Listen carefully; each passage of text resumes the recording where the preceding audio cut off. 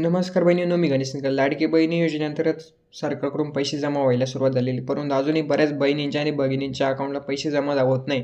तर तुम्ही तुमच्या मोबाईलच्या माध्यमातून तुमच्या कोणत्या अकाउंटला हे पैसे आलेले आहेत की नाही ते कशा पद्धतीने चेक करायचं आपण या व्हिडिओमध्ये बघणार.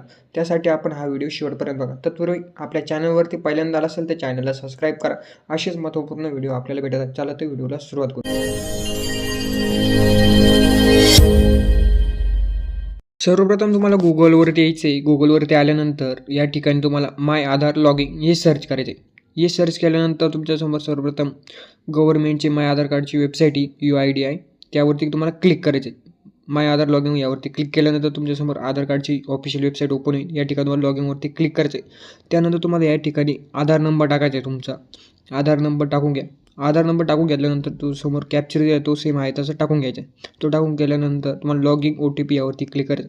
तो तुमचा मोबाईलला आधार कार्डला मोबाईल नंबर लिंक असेल त्यावरती OTP तुम्हाला तो या ठिकाणी टाकून घ्यायचा. OTP टाकून घेतल्यानंतर लॉगिन यावरती क्लिक करायचे.